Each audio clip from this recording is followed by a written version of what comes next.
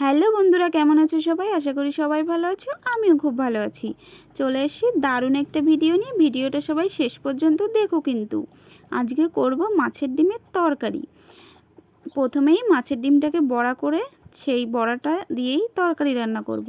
চলো শুরু করা যাক। প্রথমেই মাছের ডিম নিয়ে নিয়েছি, আলু কেটে নিয়েছি, পেঁয়াজ, রসুন, গোটা জিরে, শুকনো লঙ্কা, হলুদ, লবণ, এখানে সাদা তেল নিয়েছি। সমস্ত উপকরণগুলো আমি গুছিয়ে নিয়েছি। চলো রান্নাটা শুরু করা যাক। প্রথমেই মাছের ডিমটাকে বড়া করব। বড়ার জন্য রেডি করে নেব একটু চালের গুঁড়ি, সমস্ত মশলাগুলো আগেই পেস্ট করে নিয়েছি। সেখান থেকে একটু মশলা দিয়ে দেব, দিয়ে ভালো করে হলুদ লবণ দিয়ে হাত দিয়ে মেখে নিয়েছি। এরপর কড়াই বসিয়ে দিয়ে কড়াইতে পরিমাণ মতো তেল দিয়ে তেলটা গরম করে একে একে বড়াগুলোকে ভেজে নেব। সুন্দর করে বড়াগুলো ভাজার পর ওই কড়াইতেই তেল রয়েছে, ওর ভিতর আলুগুলো একটু ভেজে নেব। আলুগুলো নামিয়ে একটু তেজপাতা আর কিছুটা গোটা জিরে দিয়ে দেবো, দিয়ে পেস্ট করা বাকি মশলাটা দিয়ে দেব।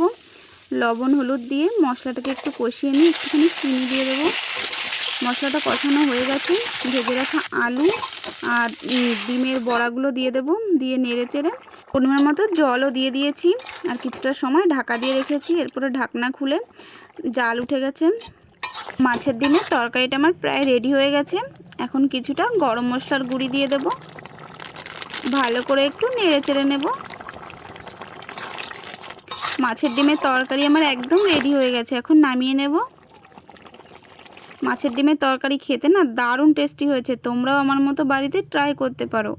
আর আমার ভিডিওটা যদি ভালো লেগে থাকে like comment share and subscribe করে দিও। দেখা হচ্ছে অন্য কোনো সুন্দর একটি ভিডিওয়।